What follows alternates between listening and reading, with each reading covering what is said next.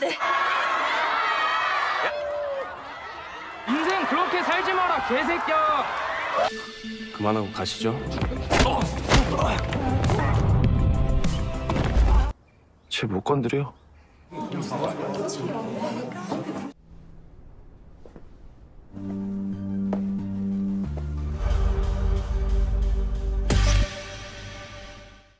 Assalamualaikum warahmatullahi wabarakatuh. Kembali dengan gua Ucok di channel Refocus yang akan melanjutkan alur cerita film The Revenge of Others part kedua atau episode ketiga dan 4.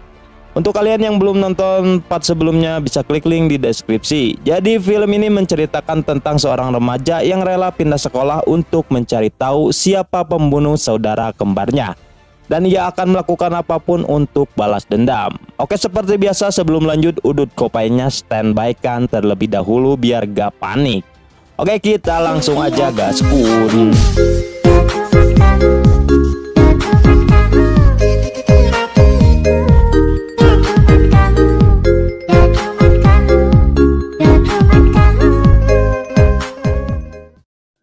Di episode kemarin terlihat Jisoo yang sudah melakukan pekerjaannya untuk mengancam Sajum agar keluar dari sekolahnya. Hingga akhirnya Sajum pun setuju setelah diancam oleh Jisoo.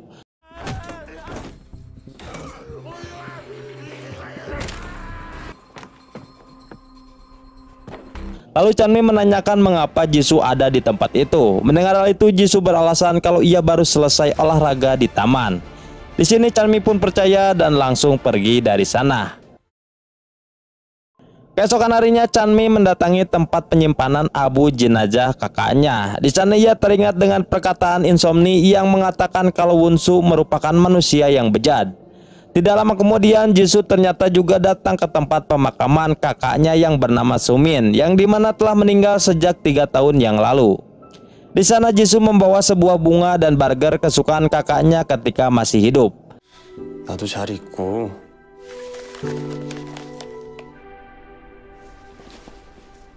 Setelah Jisoo pergi, Chanmi diam-diam melihat foto keluarganya Jisoo. Namun ternyata Jisoo tiba-tiba kembali lagi ke sana dan menciduk Chanmi. Lalu Jisoo memberitahu kalau yang ada di foto itu merupakan kakaknya yang telah meninggal. Setelah itu Chanmi mengajak Jisoo ke tempat abu jenazahnya Wonsu. Di sana ia meminta Jisoo untuk merahasiakan kalau Wonsu dan Chanmi merupakan saudara kembar. Dan hal itu ia lakukan karena tidak ingin semua murid menjadi beda pandangannya terhadap Chanmi. Mendengar hal itu, Jisoo pun berjanji akan menjaga rahasianya. Kemudian Jisoo mengajak Chanmi pergi ke restoran untuk makan bersama. Namun setelah sampai di restoran itu malah tutup. Mengetahui itu akhirnya Jisoo pun curhat dan mengatakan kalau kakaknya menyukai burger di restoran itu. Lalu scene berpindah ke masa lalu yang dimana kakaknya terlihat sedang dibully oleh murid-murid di sana. Bahkan saking ketakutannya kakaknya sampai kencing di celana. Kemudian ibunya pulang kerja dan ia melihat dengan mata kepalanya sendiri kalau anaknya telah terjatuh dari atas gedung hingga tewas. Dan itulah peristiwa mengapa kakaknya Jisoo meninggal. 그날 우리 엄마가 퇴근하시는데. Setelah menceritakan kisah itu, Jisoo langsung mengajak Chanmi berangkat ke sekolah bersama. Ketika di dalam bis, Jisoo bertanya mengenai nama asli Wonsu. Lalu Chanmi pun menjawab kalau ia dulu bernama Oki Changyu. Sementara itu di sekolah terlihat semua murid sedang heboh karena mendengar Sajum telah keluar dari sekolah itu. Bahkan mereka juga langsung menyorakinya saat melihat Sajum sedang berjalan keluar dari sekolah itu menggunakan kursi roda.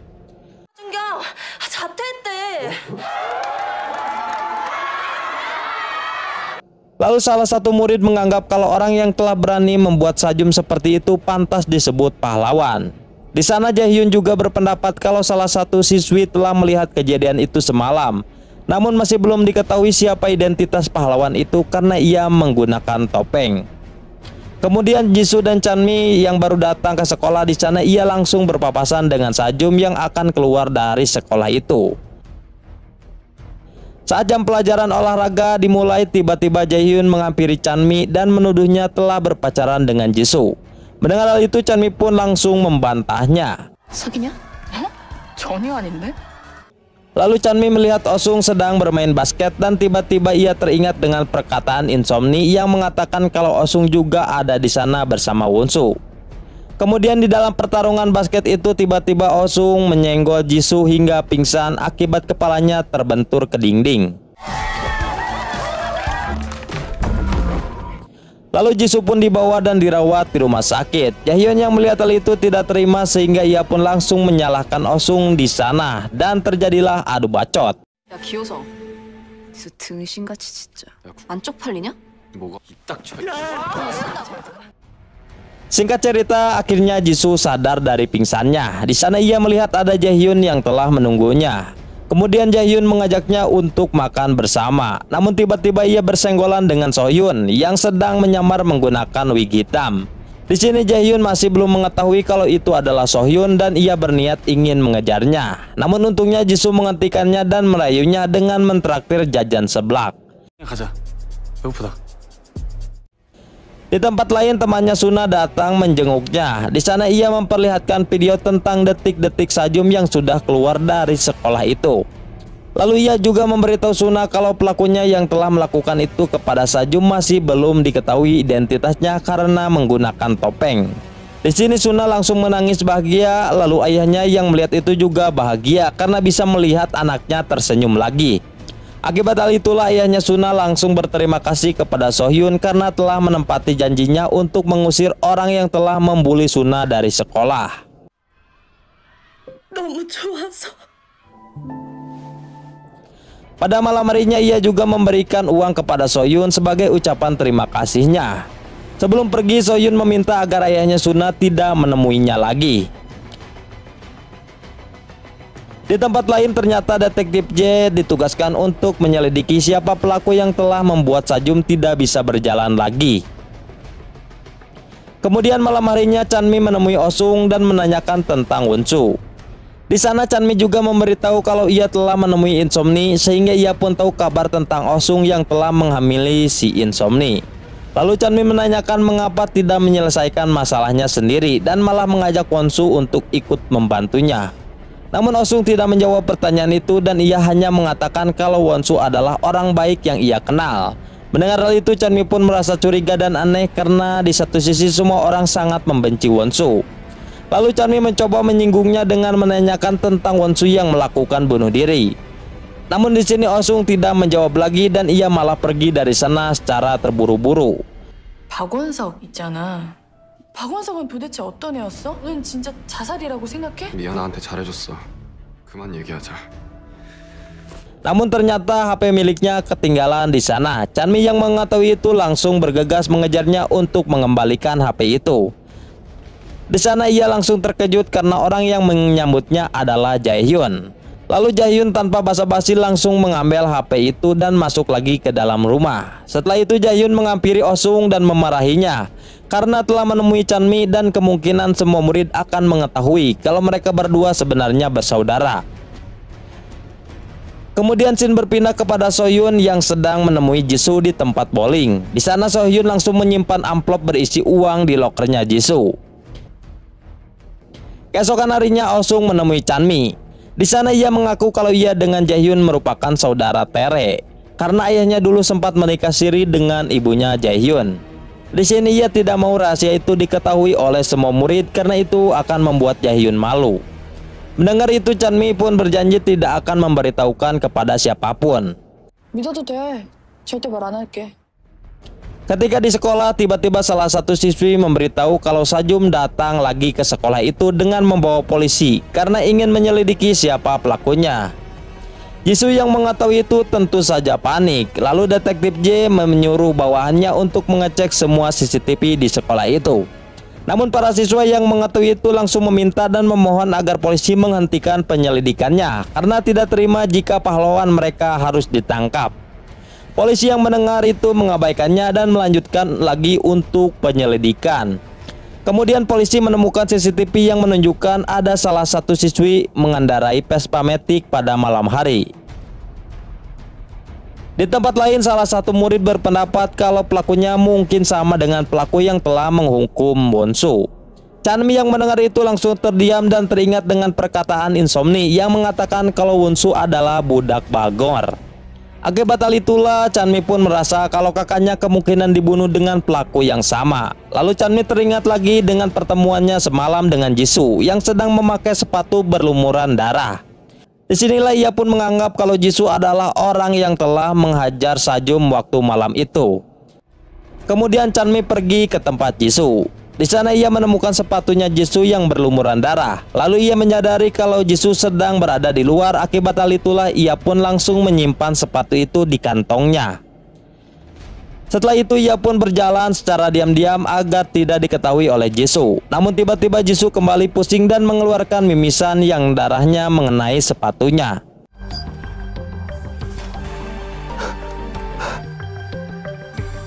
Singkat cerita, Chanmi pun berhasil keluar dari sana. Namun ternyata Jisoo menyadari kalau orang yang datang tadi adalah Chanmi. Lalu ia pun masuk ke dalam dan memeriksa sepatunya yang telah diambil oleh Chanmi sebelumnya. Kemudian Chanmi ditemui oleh detektif J. Di sana ia menunjukkan rekaman CCTV yang menunjukkan Chanmi berada di sana dan bertemu dengan Jisoo. Lalu Chanmi pun mengaku kalau itu memang dirinya. Bahkan ia juga menjelaskan telah bertemu dengan Jisoo. Namun di sini Chanmi mengatakan kalau pelakunya bukan Jisoo dan ia juga tidak mau memberikan semua informasi yang diketahui kepada polisi karena teringat sebelumnya polisi tidak mau membantunya sama sekali. Kemudian malam harinya detektif J menemui Jisoo di tempat bekerjanya. Lalu mereka menanyakan pertemuan Jisoo dengan Chanmin. Namun di sini Jisoo tidak mau memberikan informasinya kepada mereka. 찬미 학생 만났을 때 상황 좀 설명해 줄래요? 왜 말해야 되는데요? Keesokan harinya Jisoo menemui Chanmi dan marah-marah karena beranggapan kalau Chanmi telah melaporkannya kepada polisi. Di sini Jisoo juga menjelaskan kalau kematian Wonsu tidak ada kaitannya dengannya. Mendengar hal itu Chanmi menanyakan mengapa Jisoo bisa yakin. 네가 형사들 보내놓고 네가 생각하는 그런 거 아니야. Namun Jisoo tidak mau memberitahukannya. Setelah itu Jisoo membuang lakban dan sarung tangan yang pernah ia gunakan untuk mengeksekusi Sajum. Namun tiba-tiba ia kaget saat melihat detektif J berada di tempat bowling. Di sini kedatangannya ternyata tidak ingin menginterogasi Jisoo, melainkan ia hanya ingin menjemput pacarnya yang ternyata dokter langganannya Jisoo.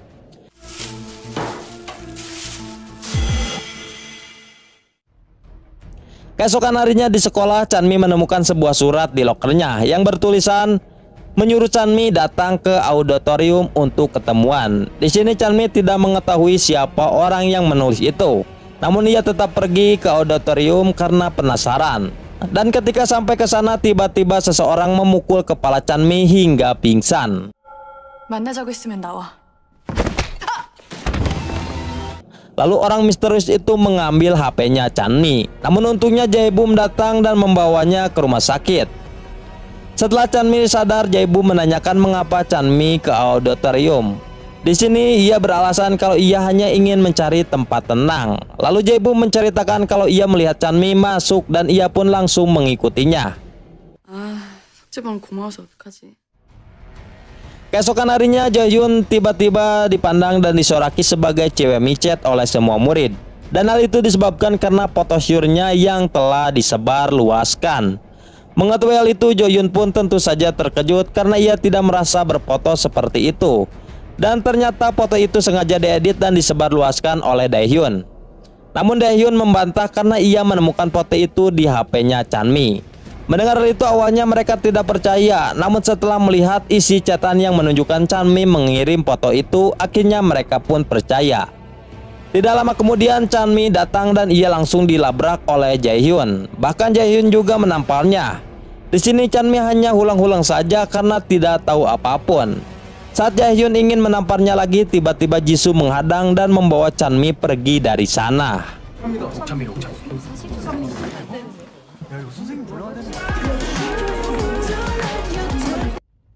Di sana Jisoo menyuruh Chanmi untuk kembali ke sekolah lamanya karena keadaan di sini hanya mempersulit dirinya sendiri.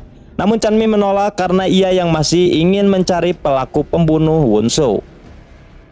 Kemudian Chanmi mencari tahu siapa pelaku yang telah menyebarkan foto Syur Jaehyun dengan cara menanyakan lewat pesan yang dikirimkan dari Jaehyun. Setelah itu Chanmi menemui Jae-bum dan menceritakan kalau ia sebenarnya pingsan karena telah dipukul seseorang dari belakang menggunakan batu bata. Di sini Chanmi pun meyakini kalau orang itu juga yang telah mengambil HP-nya untuk menyebar luaskan fotonya Jaehyun. 강당에서 어지러워서 기절한 게 아니라 Mengetahui hal itu, Jae-bum pun langsung menemui kepala sekolah dan meminta izin untuk mengecek rekaman CCTV. Di sana ia melihat ada seseorang yang masuk ke ruangan auditorium.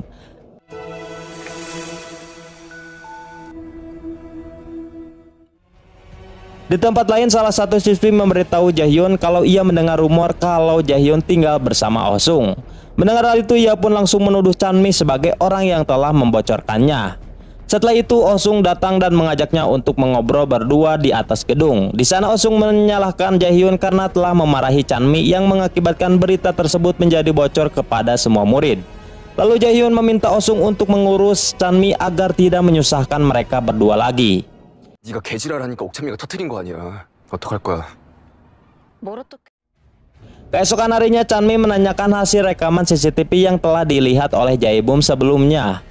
Namun Jae-bum malah berbohong dan mengatakan kalau tidak ada orang lain yang datang ke auditorium itu. Di tempat lain, Oh Sung menemui ayahnya yang ternyata merupakan kepala polisi. Di sana Oh Sung meminta agar Chanmi dikembalikan ke sekolah lamanya dengan alasan telah mengganggu Jaehyun. Lalu Oh Sung juga memberitahu kalau Chanmi telah tinggal di kontrakan ilegal. Mendengar hal itu, ayahnya merasa kasihan kepada anaknya dan ia pun akhirnya menyetujui permintaannya itu untuk mengembalikan Chanmi ke sekolah lamanya. Kemudian malam harinya terlihat Chanmi akan pulang ke rumah. Namun tiba-tiba ia mendapatkan pesan WA dari Jaehyun yang mengajaknya untuk ketemuan di area parkir. Setelah sampai, ternyata Jaehyun sudah memanggil anak buahnya untuk menyiksa Chanmi.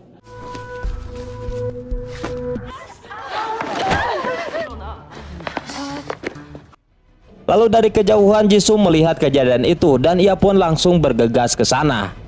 Di sana ia menyadari kalau orang yang sedang ditenggelam itu adalah Chanmi. Namun Jisoo tidak berbuat apa-apa dan hanya bisa celong saja.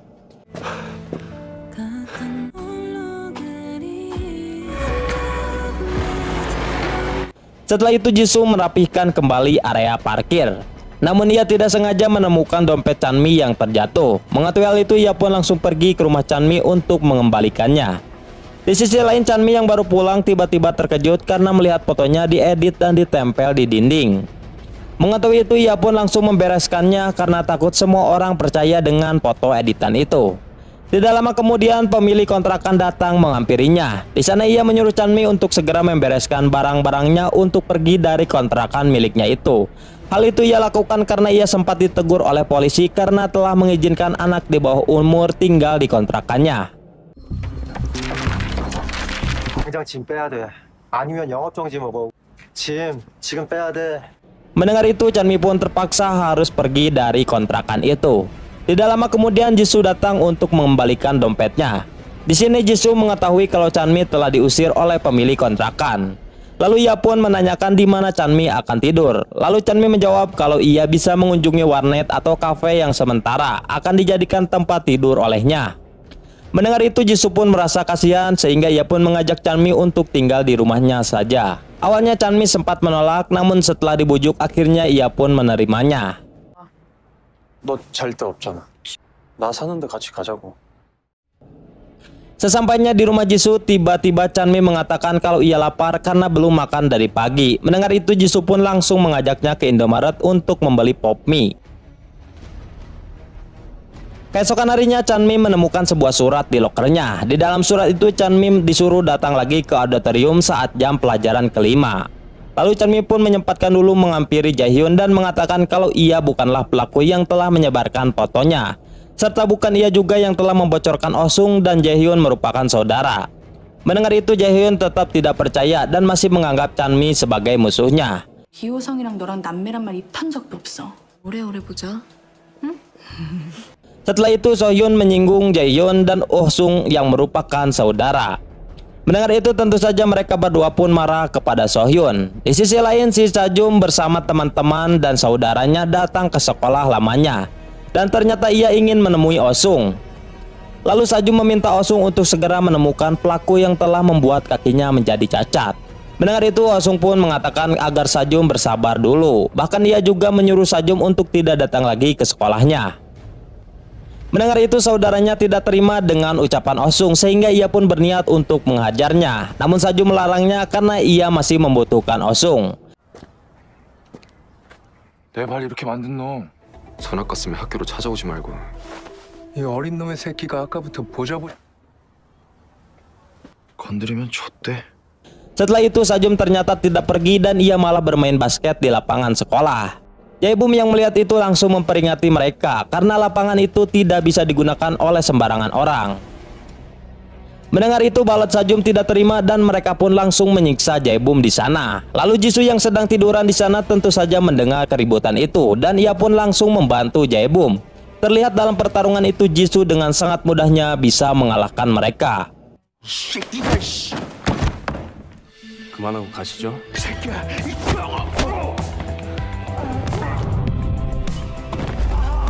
Saat itu Jisoo ingin mengakhirinya, namun tiba-tiba Jaebum menyuruhnya untuk berhenti. Singkat cerita, Chanmi pun akhirnya mendatangi auditorium. Dan terlihat di sana banyak siswa dan guru di tempat itu. Lalu guru memutar sebuah video pelajaran, namun tiba-tiba video itu berganti menjadi rekaman saat Wuncu jatuh dari atas gedung. Semua murid yang melihat itu tentu saja kaget, begitu juga dengan Chanmi yang langsung bersedih setelah melihat kematian saudara kembarnya.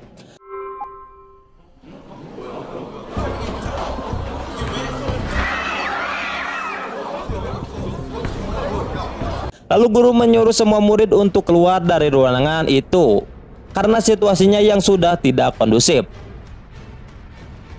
Di tempat lain akhirnya detektif C meyakini dengan perkataannya Chanmi bahwa kematian Wunsu disebabkan karena pembunuhan dan bukanlah bunuh diri. Akibat hal itulah ia pun berencana untuk membuka kasus itu lagi. Namun tiba-tiba atasannya datang dan menentang untuk membuka kasus itu. Tidak lama kemudian mereka pun dipanggil oleh kepala polisi. Di sana ia meminta detektif J untuk menyelidiki kasus Wunsu lagi. 이번 용탄고등학교 살인사건 진경이가 수사팀장 맡아. 오늘 터진 강당 동영상. Di tempat lain Chanmi masih menangis dan ia pun semakin penasaran tentang siapa pelaku yang telah membunuh kakaknya itu. Di sini ia juga ingin mengetahui siapa orang yang telah memberikan surat misterius kepadanya karena ia menganggap bahwa pelaku dari si surat ini pasti mengetahui tentang siapa yang telah membunuh kakaknya. Kemudian pada malam harinya terlihat Jaebum menemui Osung. Di sana ia langsung menanyakan kejadian di auditorium yang membuat Chanmi pingsan.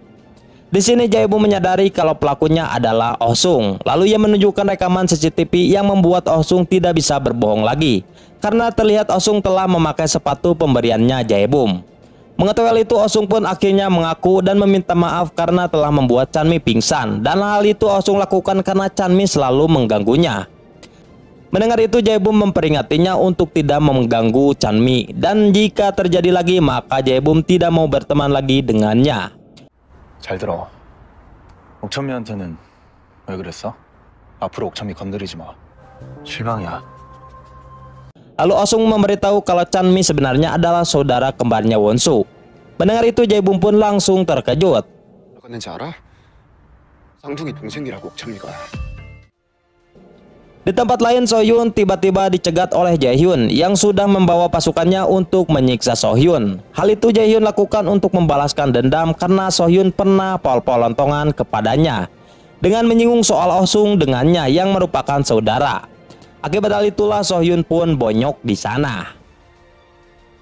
Keesokan harinya Jaebum terkejut setelah melihat sepatu yang digantung di atas pohon. Dan sepatu itu ternyata sama persis dengan sepatu yang telah ia berikan kepada Osung. Mengetahui itu mereka pun bertanya-tanya tentang siapa orang yang telah menggantung sepatu itu di atas pohon. 비싼 걸 어떤 미친 새끼가 공주에 걸어놨지? Di sisi lain Chanmi mendapatkan surat misterius lagi. Di dalam surat itu Chanmi disuruh untuk pergi ke lapangan tembak jika ingin mengetahui semua rahasia.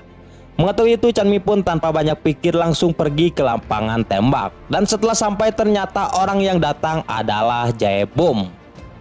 Oke, kita lanjut ke part 3 cuy.